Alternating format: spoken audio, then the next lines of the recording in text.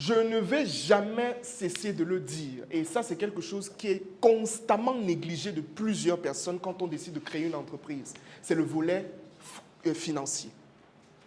Le volet financier. En fait, les gens ne sont pas conscients du fait que ce sont les finances qui créent tout le reste. Que vous le vouliez ou pas. On dit souvent que tu ne peux pas améliorer quelque chose qui n'est pas mesurable. Si quelque chose n'est pas mesurable, tu ne peux pas avoir une évolution vis-à-vis de ça. Et en finance, il y a ce qu'on appelle des indicateurs financiers. Ce sont les indicateurs financiers qui permettent à une personne de savoir que maintenant, je peux évoluer, maintenant, je peux adopter telle stratégie de communication, je peux adopter telle stratégie commerciale. Si par exemple dans ton entreprise, on va voir ça tout à l'heure, tu as un comptable qui d'après ses estimations financières te fait comprendre que pour que tu sois rentable et pour que tu récupères ton capital, il faut que tu vendes minimum 50 000 par jour. Il faut que tu vendes combien? Ok. La prochaine question que toi, tu vas te poser, c'est quoi? Je vais faire comment pour vendre? Ça fait intervenir quoi? Les compétences qui font intervenir quel volet? Le volet commerce. Donc, vous voyez que la finance vient de créer quoi? La finance vient de créer la vente. Donc, en fait, vous allez remarquer, on peut aller comme ça sur tous les domaines. Vous allez vous rendre compte que la finance, c'est le palier, c'est le pilier. Si dans ton entreprise, tu n'as pas une bonne gestion financière, sois-en sûr, ton entreprise va tomber. L'une des principales raisons de la faillite de plusieurs entreprises, c'est les finances. C'est qu'on ne sait pas gérer. Maintenant, dans les stratégies financières, le premier point que toute personne ici présente doit pouvoir connaître, c'est d'abord ce qu'on appelle le budget. Les budgets, je préfère le dire comme ça. C'est-à-dire quoi? Écoutez attentivement, soyez très attentifs. Dans une entreprise, pour qu'une entreprise puisse fonctionner, il y a un certain nombre de choses. Si par exemple tu crées une entreprise, il va falloir que tu payes le loyer. Il va falloir que tu payes les employés. Il va falloir que tu puisses prévoir des choses qui peuvent arriver. Beaucoup d'entrepreneurs ici, par exemple, ne sont pas en mesure de donner le chiffre exact de leur fonds de roulement. C'est extrêmement dangereux pour un entrepreneur qui dit qu'il a une entreprise. Si tu es un entrepreneur et tu ne connais pas, ne serait-ce que ton fonds de roulement, ça veut dire l'argent qui te permet de tourner. L'argent sans lequel tu ne peux pas fonctionner. Si tu ne connais pas le chiffre exact de ça, en fait, tu es dans un terrible danger. Parce que dans le fonds de roulement, et c'est ce que j'ai appelé ici le fonctionnement, on appelle ça le fonds de roulement. Ça veut dire que dans ton fonds de roulement, tu as quoi? Tu as par exemple tes charges on va dire des charges d'exploitation. En comptabilité, on dit charges d'exploitation. C'est-à-dire quoi? Toutes les charges qui permettent de faire tourner l'entreprise. Tu as le loyer, tu as l'eau, l'électricité. Non, les impôts, c'est dans les charges fiscales. Tu as les charges de personnel. Bon, on va mettre les charges de personnel, c'est dans un autre groupe. Tu as les charges financières. Quand on parle de charges financières, c'est quoi? Les charges financières, ça peut être un prêt que tu as fait pour lancer ton activité. Maintenant, tu dois considérer que c'est une charge et tu dois retirer cet argent chaque mois. Si je pars à la banque, je m'endette pour lancer mon activité. En fait, le remboursement de cette dette-là, c'est une charge. On la met dans les charges financières. Est-ce qu'on se comprend? Est-ce que tout le monde comprend ce que je suis en train de dire là? Si vous êtes perdu à un moment donné, vous me dites. D'accord? On a les charges maintenant fiscales, c'est les impôts, c'est les nanani, les nanana. Maintenant, après, le deuxième volet, c'est quoi? Ce sont les charges de personnel. D'accord? Les charges de personnel, c'est quoi? C'est tout simplement les salaires des employés. Voici, en comptabilité, on explique que voici la plus grosse charge d'une entreprise. Le personnel, la masse salariale.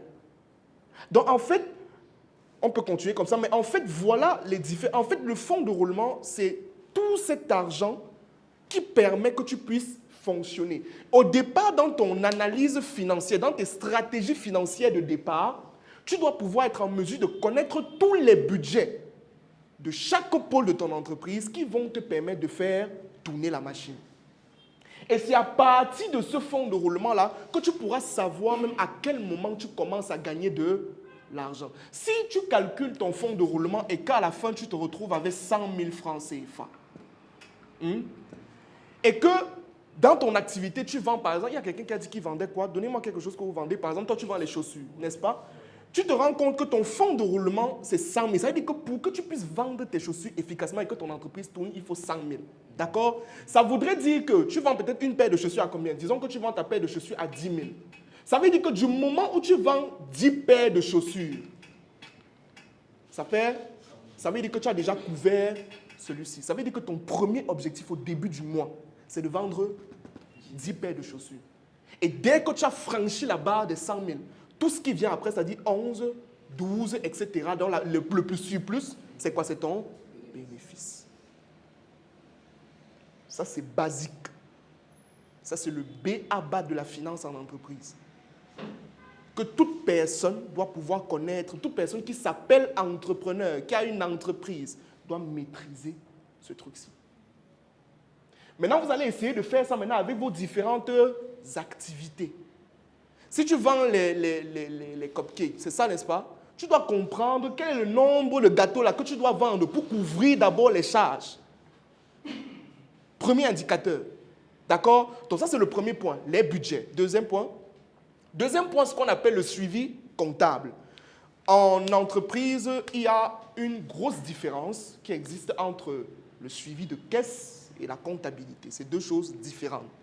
La majorité des personnes d'entre vous, vous faites bon. Est-ce qu'il y a quelqu'un qui a une comptabilité dans son entreprise ici? Tu fais la comptabilité dans ton entreprise. Il y a une comptabilité. Il y a une comptabilité. C'est-à-dire quoi? Tu fais quoi? C'est-à-dire qu'à un moment donné, on fait les états du jour. Les états du jour. Qu'est-ce qui est entré? Qu'est-ce qui est sorti? Solde. Ça, ce n'est pas la comptabilité. C'est le suivi de caisse. Tu es en train de faire un suivi de caisse, ce n'est pas la comptabilité. La comptabilité, c'est quoi? C'est par exemple les indicateurs que je viens de te donner là.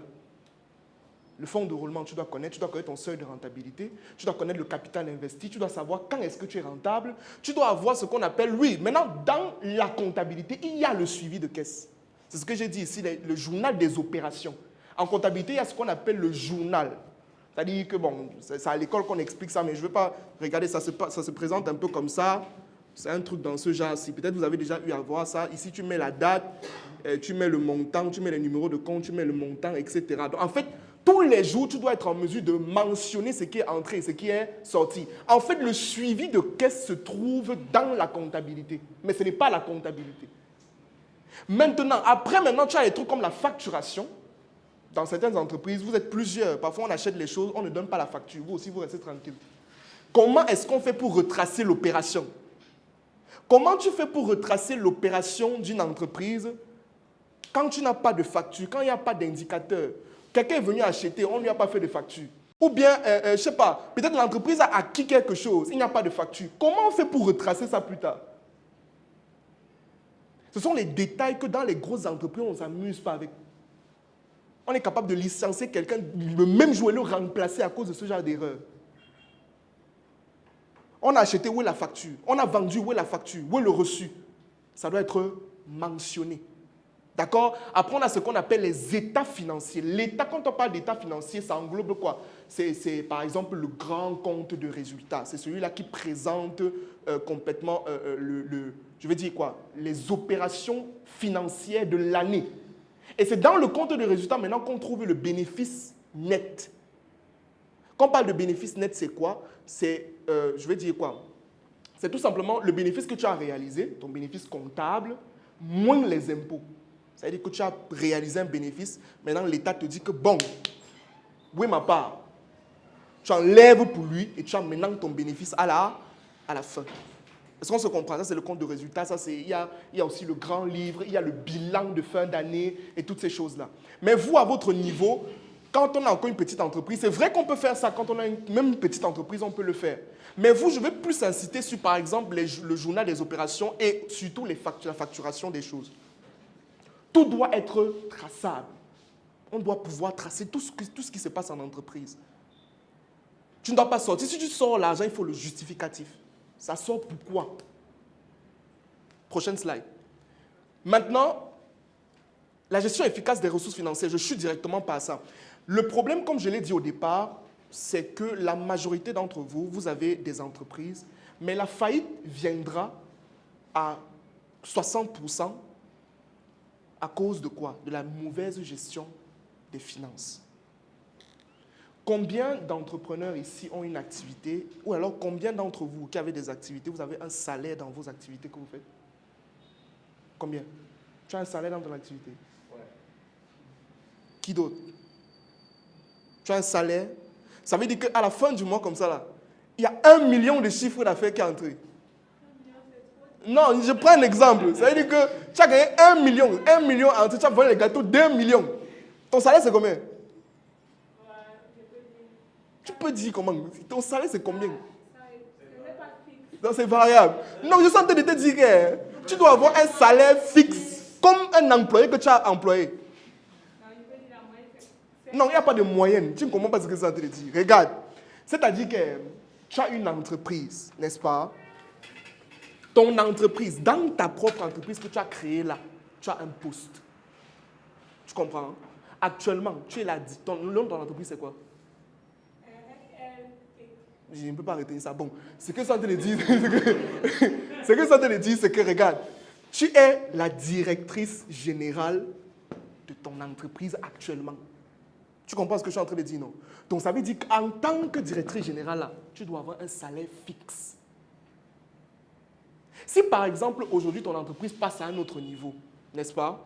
Et que tu dois employer, parce que tu ne vas pas tout gérer tout. Il faut maintenant quelqu'un qui va gérer ça. Tu seras trop surchargé, tu seras en train de voyager et tout et tout. Tu vas devoir employer un directeur général, non? Qui va gérer ça, n'est-ce pas? Tu vas lui donner un salaire. On est d'accord ou pas? Est-ce que son salaire sera variable? Ça sera fixe, non? Mais maintenant, toi, tu es directeur général, donc ton salaire doit être fixe. C'est aussi simple que ça. Si elle ne vend pas, elle ne se paye pas. Tout comme si tu as un employé, si tu ne vends pas, tu vas expliquer à tes employés que bon, le moyen. Et toi-même, tu fais la grève. C'est tout. Dans ta propre entreprise. C'est ça que je suis en train de vous faire comprendre. C'est très délicat ce que je suis en train de dire là. Parce que beaucoup d'entreprises ont fait faillite à cause de ce que je suis en train de dire là. C'est que le patron ne comprend pas que dans son entreprise, il est le premier employé. Et qu'il doit se fixer un salaire. Ça évite quoi? Ça évite le fait que tu mettes la main dans la caisse tout le temps. Que tu as un problème, tu dis, bon, après tout, c'est mon entreprise. Donnez-moi 200 000 là-bas voir. C'est pourquoi, même motif, chaises cassées. C'est que beaucoup d'entrepreneurs font. Moi, j'ai vu ça de mes yeux. C'est-à-dire qu'il peut venir comme ça, il demande la question, il y a combien? Il dit 500 000. Bon, donne-moi 350 000 là-bas. Monsieur, on met quel motif? Mais réparation de la clim. Et puis pas manger là en dehors. Après, à la fin du mois, on voit les états, on dit, mais il y a un gros manquant, le manquant sort d'où? C'est toujours le patron lui-même qui épuise l'entreprise.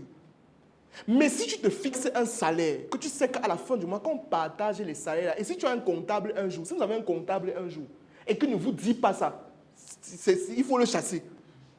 Parce que le comptable, il doit te donner le conseil en te disant que toi, tu dois te fixer un salaire, on doit te donner maintenant quel salaire. Et maintenant, pour fixer ton propre salaire, tu dois te mettre à la position de quelqu'un qui fait ton travail. Tu devais lui donner combien? Tu te fixes le salaire là. Ça commence d'abord par là, la bonne gestion là. Tu dois être discipliné. Ça évite que tu mélanges l'argent de l'entreprise avec ton propre argent.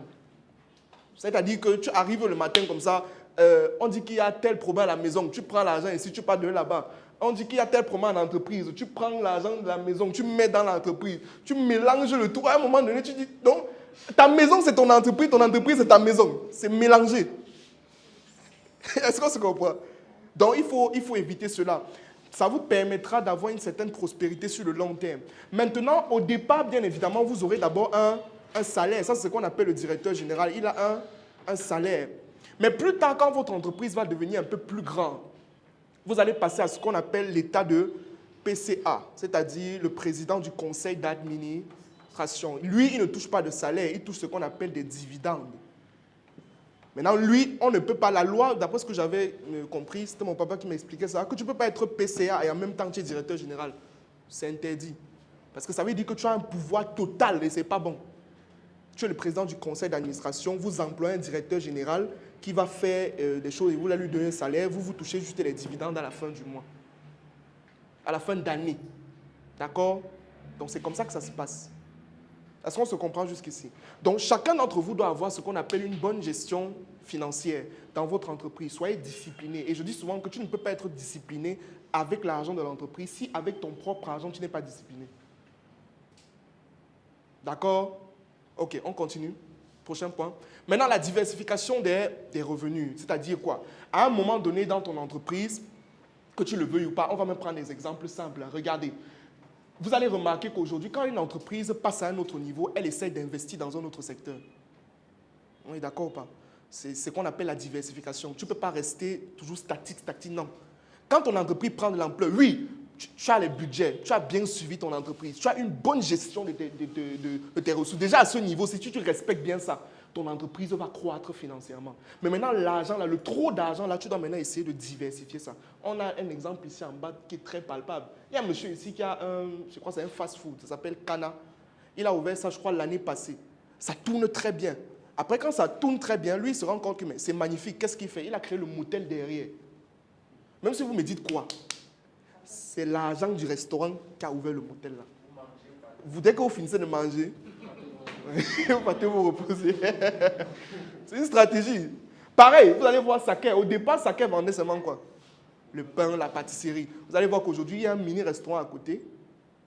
Saké s'est même diversifié. On vend maintenant, c'est comme un mini-supermarché. Au départ, ce n'était que la pâtisserie. C'est comme un mini-supermarché. On se diversifie de temps en temps. Santa Lucia, c'est pareil.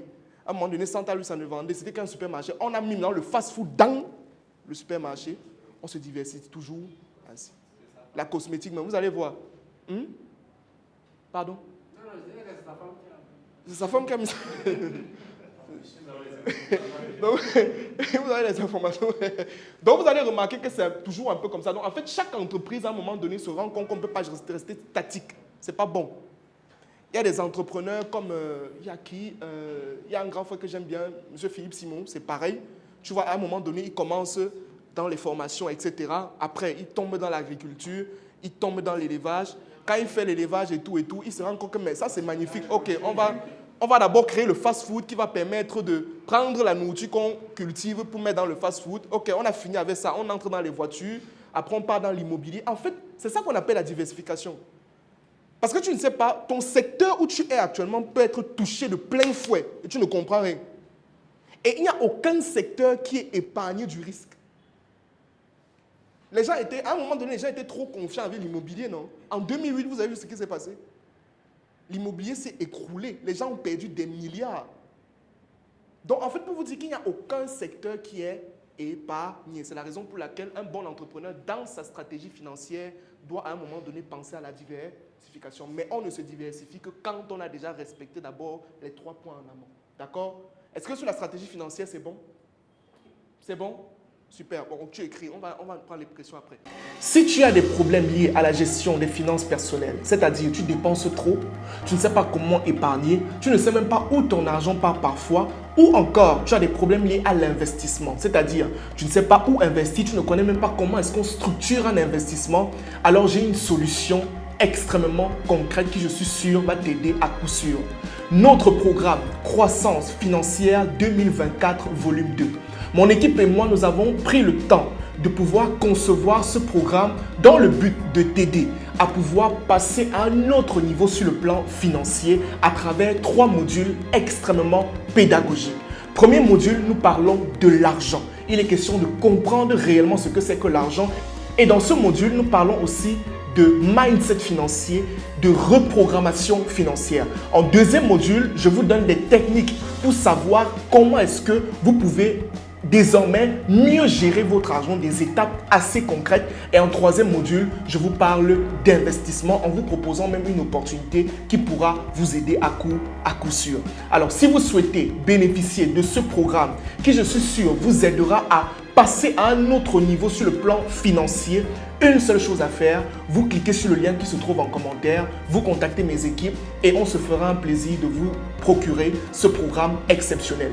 Et ne l'oubliez pas, aujourd'hui, si vous êtes au niveau où vous êtes, c'est tout simplement parce qu'il y a des choses que vous ne connaissez pas. La connaissance est la première étape vers l'abondance financière. cliquez sur le lien et passez à un autre niveau. Merci.